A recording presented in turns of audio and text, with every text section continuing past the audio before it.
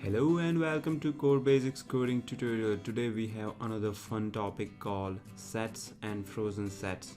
Let's begin with the formal definition of set. A set is an unordered collection of unique elements.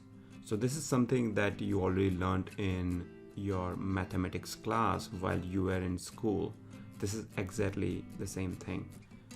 So I'm going to initialize my first set. So let's say I have a basket of fruits and I want to represent that using the set in Python. So this is how I do it. You should use curly brackets, right? And then you should add all your elements in the set in this set. So I have a bunch of fruits that I have placed in my basket. I love mango, by the way. It's summer and in India there are a lot of mangoes coming out and they taste so good. And then I have some repeated elements. So I have 2 apples in my basket, 2 oranges and 1 mango. So I just created a set. When I do type of basket, it is telling me that the type is set. Now let's print the content of basket.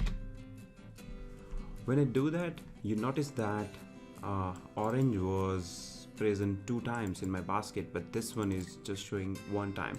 So that's what unique element aspect means. A set doesn't allow duplicate elements, so it will remove duplicates automatically. So set could be useful when you want to have only unique elements for doing anything. Okay, there is another way to initialize set, which is by doing this. So you can just initialize set like this and then you can add the elements into it. So for example, I'm going to add whatever number, b dot add, sorry, a dot add. Okay, when I print a, I get 1 and 2. Alright, now when you initialize the set using the first syntax, which is curly brackets, remember that you don't use empty curly brackets, because when you do that, it is gonna initialize it as a dictionary. You see this? And if I have a is equal to something, if I have, as long as I have some content into it, it will always make it a set. Okay, so remember not to use this. Another interesting thing about set is they are unordered, so you cannot use the index. So for example, in basket I want to access orange, I cannot do this basket 0. This is not allowed. So that's the basic difference between a list and a set. So list allows index operation, set doesn't allow it. List allows duplicate elements, set doesn't allow it. And that's one of the primary use case of set, that whenever you want to remove duplicate elements from a list, you use set. So for example, if you have a list of numbers, right? So I have list of numbers, and as you see 2, 3 and 4 are repeated, so they are duplicate. Now when you are doing programming, you will most frequently encounter this need of removing duplicate elements from a list. Whenever you face that kind of situation, you should always use set. And set supports taking list as an input in the constructor. So I'm creating a set object here, and this is my constructor, and I'm passing list as an input, and it is allowed. So when you print unique numbers here, you will see all the unique numbers in the list. Okay, now as we saw previously, if you want to add any new element to that set, you can always add it, and if you print it, it's gonna work fine. Now, often there are needs where you want your set to be frozen. Frozen meaning you should not be able to change the content of your set. In that case, you have to use a frozen set.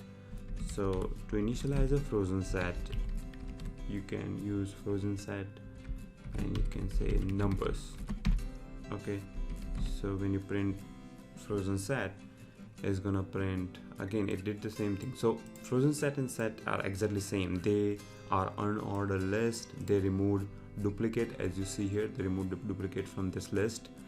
But the only difference between set and frozen set is it doesn't allow to add a new element. So you saw it's not allowing, so you cannot change the context or content of your frozen set.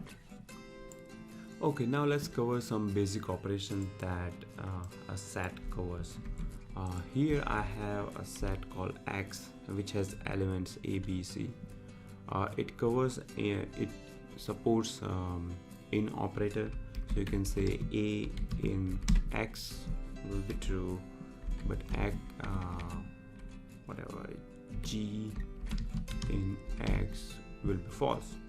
Also, if you want to iterate over all the elements, then you can use syntax similar to a list. So you can say for I in X.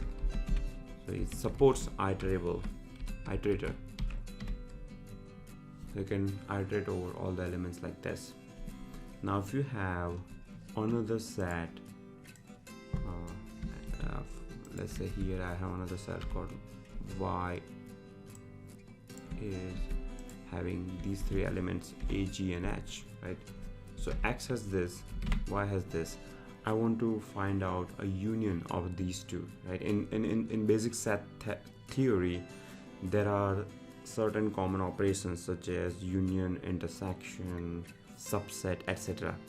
So in Python, all of those things are supported. To find out union, you can use OR operator, X or Y. So as you see, A was common, so it's just present one time, and then it has all the elements from both the sets.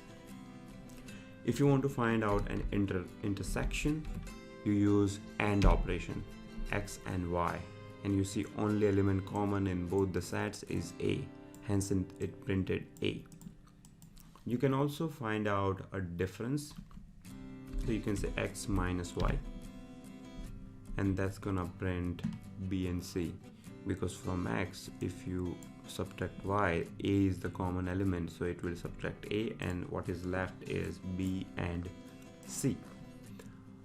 It also supports subset, so if you want to check whether X is a subset of Y, you can say X less than Y. Now here, of course, X is not a subset of Y. If a set is a subset of another set, it should have, the second set should have all the elements from the first set. So here I'm going to change X set and I'm going to say, okay, it has H and G, two elements, okay, and my Y already has H and G. Now I do X less than Y, it's gonna say true. Okay, so that was all about set operations. Thank you for watching this video.